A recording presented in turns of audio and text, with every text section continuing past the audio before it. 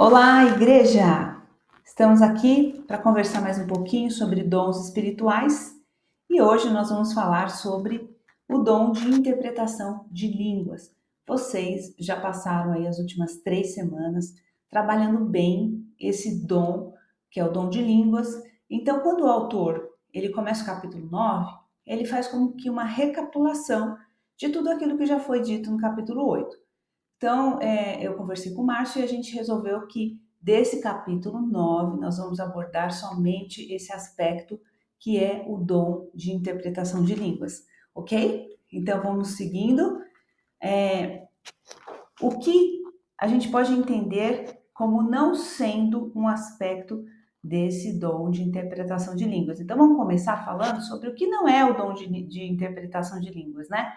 Então, ele não é a capacidade de interpretar revelações em larga escala. Essa interpretação não se aplica a sonhos, visões ou outros fenômenos reveladores. Então, vocês imaginam que a pessoa que tem o dom de interpretar línguas, ela não vai poder aplicar esse dom para discernir o que significa um sonho, o que significa a visão que alguém teve, ou alguma situação que possa ser considerada, né, sobrenatural. Não, essa revelação que ela tem, na verdade, essa capacidade sobrenatural de interpretar o dom de línguas, só se aplica a esse objetivo, que é as línguas estranhas. Então, não é a capacidade também de traduzir uma língua estrangeira. Então, não é alguém assim que, por exemplo, vai saber, né, entender o inglês, o alemão, o japonês, o chinês. Não, isso se trata de uma língua que é sobrenatural. Então, continuando, o que não é o dom de interpretar línguas. Também não é um dom independente, né? Ele não pode agir sozinho, ele sempre vai estar condicionado à presença do falar em línguas. Então, só a partir de alguém falando em línguas é que deve haver essa interpretação. Também não é uma revelação prévia, ele é recebido conforme falado. Muitas vezes, quando a pessoa vai profetizar, ela pode ter ali, né, no entendimento dela, a construção de uma mensagem antes dela abrir a boca para falar. Isso não se aplica ao dom de línguas, de interpretação de línguas. Ele acontece à medida em que a pessoa ouve, né, aquela linguagem. Então, ele não pode ser concebido previamente. Ele também não é igual ao dom de profecia, que eu acabei de falar, né? Você não consegue, por exemplo, né, ter alguma percepção prévia, mas sim somente condicionada ao falar da língua ali é que vem a interpretação. Ele também não é simplesmente o dom de interpretar, é a interpretação de línguas desconhecidas. Então não tem como você ensinar alguém a fazer isso ou aperfeiçoar, né? Você criar códigos, então vamos lá, essa palavra significa tal coisa. Ele é puramente sobrenatural. Então é essa capacidade de interpretar mesmo algo desconhecido. E a interpretação não é revelação. Você não sabe a interpretação inteira só de uma vez. Ela é recebida linha por linha, frase por frase. Então, a dinâmica da interpretação em línguas, ela acontece em seguida, após a mensagem em línguas ser anunciada. Então, o Espírito Santo de Deus, de maneira sobrenatural, traz para aquele que interpreta o entendimento do que realmente aquelas palavras significam, com a mensagem, com a essência daquilo que deve ser dito. E a interpretação de línguas também não é uma tradução literal. Ela é semelhante a uma paráfrase, pois oferece substância à essência do que foi falado em línguas. Então, para a gente ser claro, né, o que a gente tem que entender? A extensão de uma mensagem falada em línguas desconhecida não tem relação com a extensão de sua interpretação. Então, vamos supor que você esteja numa igreja, está acontecendo um culto e alguém começa a falar, entregar uma mensagem em línguas. E imediatamente, alguém que tem o dom de interpretar se levanta ali e começa a interpretar aquilo. E aí você acha estranho. Por quê? Porque quem está falando em línguas, às vezes fala muitas palavras, só que quem interpreta fala pouco. Aí você fala, não tá normal isso. Nossa, o irmão que está falando em línguas falou tanto ali, e o outro, quando vai interpretar, fala tão pouquinho. Será que ele não está inventando? O que está acontecendo aqui? E é isso aqui que o autor está querendo dizer, não some storms, porque eu fui procurar mais algumas informações fora do livro, porque o autor foi bem objetivo, né, nesse aspecto, mas é que muitas vezes a gente quer que seja igual. Então, a pessoa ficou ali, sei lá, falando um tempão em línguas, e o outro, quando foi traduzir, falou assim: Deus deseja encher esta casa com a sua glória. Ué, mas e o resto? Por quê? Porque quando a gente trabalha, né, se move nesse dom, muitas vezes a gente traz a essência do que foi falado. E outra coisa que a gente precisa entender também é que sempre um dom ele sofre aspectos relacionados àquele que opera no dom. O que eu estou querendo dizer com isso? Se eu sou uma pessoa que, quando eu vou falar uma coisa, quando eu vou traduzir uma imagem para vocês, eu uso bastante palavras, eu vou levar isso para a minha vida em todos os aspectos, inclusive no meu dom. Então, imagina que ao invés de eu falar assim, é, olha, a Márcia chegou tarde em casa porque teve um problema no caminho, o carro quebrou e o pneu furou e ela não conseguia com que o seguro fosse acionado, teve um problema, então ela se atrasou. Isso é uma pessoa falando. Mas aí, uma outra pessoa que é mais objetiva, mais prática, só falou assim: a Márcia chegou atrasada porque teve problema no caminho. Então, muitas vezes a gente age dessa maneira, né? Nós trazemos para a operação do nosso dom aspectos da nossa própria personalidade, temperamento. Então, se alguém fala muito, quando ela vai interpretar aquele entendimento que o Espírito Santo trouxe para o coração dela a respeito daquela língua, ela vai usar mais palavras.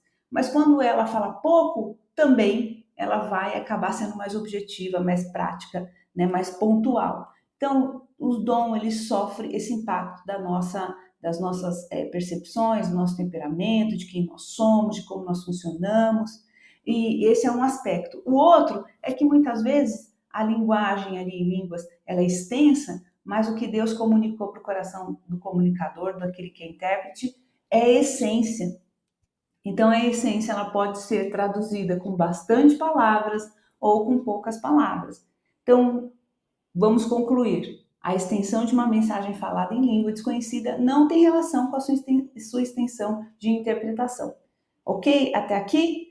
Então, a gente entende que a verdadeira interpretação de línguas ela flui sobrenaturalmente através da inspiração do Espírito Santo e edifica efetivamente a igreja. Então, é algo que flui, não é forçado, você não tem que se esforçar, você não tem que ter um bom desempenho, uma performance, não depende de você, é o Espírito Santo trazendo para o teu coração a convicção de que aquele som que você está ouvindo tem tal significado, né? Tem essa essência, esse entendimento ali guardado. Então, o que é o dom de interpretação de línguas? É essa capacidade concedida pelo Espírito Santo de traduzir uma expressão pública de línguas para o idioma da congregação. Traduzir o ininteligível para uma mensagem clara para a edificação do corpo de Cristo. Então, é isso. Trazer uma mensagem que está em códigos, que está numa linguagem de mistérios, para a nossa linguagem, para que todos entendam. Porque se a gente não entende, não é edificado. Então, esse é o propósito da interpretação de línguas, que a igreja seja edificada, né? Que essa expressão de mistérios do reino de Deus possa ser descortinada para a gente, na nossa rotina, na nossa vivência como povo de Deus, como comunidade. E isso tem a ver com a ideia de que o céu, o reino, já foi inaugurado. A gente não precisa esperar com que a gente acesse lá, depois da morte, né, a eternidade, ou quando Cristo vier buscar o seu povo aqui na terra, para que a gente acesse essas coisas. Jesus falou sobre a chegada do reino. O reino foi inaugurado. E nós temos acesso sim, né? É o que Paulo fala em Efésios, nós estamos assentados com Cristo Jesus nas regiões celestiais, e é o desejo do coração de Deus, esse é o desenho de Deus, de que o seu povo possa acessar esses mistérios, essas dinâmicas sobrenaturais, e que isso seja familiar para a gente. Então, Paulo diz lá em 1 Coríntios 14, 16, né? Se você estiver louvando a Deus em espírito, como poderá aquele que está entre os irmãos, os não instruídos, dizer o amém? A sua ação de graças, visto que não sabe o que você está dizendo. Então, aqui Paulo está dizendo desse aspecto, olha, quando a língua, o dom de línguas exercitado e alguém está ali interpretando, edifica aquele que está chegando, que está começando a entender o reino, que acabou de se converter, edifica aqueles que são gentios, né, aqueles que ainda não tiveram o evangelho de Cristo Jesus revelado aos seus corações. Então tem todo um propósito mesmo de edificar. Então qual o conteúdo da interpretação? Muitas vezes quando alguém está lá orando em línguas e acontece a interpretação, geralmente é uma oração, pode ser uma expressão de adoração, pode ser uma expressão de ação de graças, né? Então o autor coloca aqui. Então o que é esse conteúdo? É uma profecia ou é uma expressão de adoração a Deus? Então ele diz assim, olha, o que eu concordo é que as línguas interpretadas, elas atuam como profecia na medida que edificam, como a profecia na medida que edificam e encorajam outros crentes. Então, apesar de não ser uma profecia, né, ela muitas vezes ela atua como a profecia atua, edificando a igreja, encorajando cada um, né, dos crentes. E aí também Paulo vai falar em 1 Coríntios 14, 2, pois quem fala em línguas não fala aos homens, mas a Deus, de fato, ninguém o entende. Em espírito fala mistérios. E aqui traz esse aspecto de que realmente a oração em línguas, quando não há interpretação, só vai edificar a pessoa que fala em línguas, né? Então a interpretação, ela tem realmente o propósito de servir não só uma pessoa, mas a toda a comunidade. Então, uma das coisas que eu aprendi, diz o Sam Storms, por minha experiência com dons espirituais, é que podemos confiar em Deus para dirigir e supervisionar a nossa experiência do seu poder, tanto quanto a afirmação teológica desse poder. Então, o que o Sam Storms diz é que há um aspecto, né, de quando a gente começa como igreja a se expor a dons sobrenaturais, a permitir que isso possa fluir no nosso meio de maneira livre, é confiar que nós temos um Deus, Senhor da igreja, é esse Deus que é nosso conselheiro, nosso Senhor, que opera em nós e através de nós, um Deus que nos dá discernimento, né, o Deus que confirma, testifica no nosso coração. Esse Deus, ele é suficientemente confiável para nos dirigir na nossa experiência sobrenatural, exposta a poder, como também ele é esse Deus que nos dirige no raciocínio, no entendimento teológico, né, desse poder. Então é um Deus que faz uma obra completa e perfeita. Nós não podemos confiar no Espírito Santo somente para um aspecto, né, mas sim entender que ele age de maneira completa e perfeita. E eu trouxe aqui uma própria texto que o Sam Storms coloca no livro desse pastor, Jack, e que ele fala algo interessante sobre essa experiência, né, de sermos colocados, né, diante de um dom sobrenatural e de como trabalhar isso em nossos corações e de como, né, entender isso. Ele diz o seguinte: comecei a ter a noção de que em um ambiente onde a palavra de Deus é o fundamento e a pessoa de Cristo é o foco, podemos confiar que o Espírito Santo fará as duas coisas. Ele iluminará a inteligência e inflamará as emoções. O que ele está dizendo é, se somos uma igreja saudável, que estamos fundamentados na palavra de Cristo e na pessoa de Jesus Cristo, né? O Espírito Santo de Deus, tendo liberdade entre nós, ele vai trabalhar dois aspectos. Ele vai trabalhar o racional e as emoções, né? E ele diz: logo descobri que para dar a ele o espaço necessário para isso, preciso entregar-lhe meus medos insensatos, mais do que a sensatez do meu controle. Olha que interessante. Entregar os meus medos insensatos do que essa ideia de que eu preciso estar no controle, porque isso é sensato, porque isso é prudente, né? Deus não está pedindo a qualquer um de nós para abandonar a razão ou sucumbir a alguma sensação de euforia. Ele está, porém, nos chamando a confiar nele, suficiente para lhe deixar assumir o controle. Então, quando Igreja Batista, no Parque Pan-Americano, quando nós convidamos o Espírito Santo para assumir o controle, nós temos que entender que há uma condição Não teremos só a nossa razão submetida a essa direção, a esse conselho, mas também as nossas emoções. E muitas vezes, querer estar no controle, querer raciocinar mistérios, querer entender de maneira racional algumas coisas, não vai nos levar a nada, né?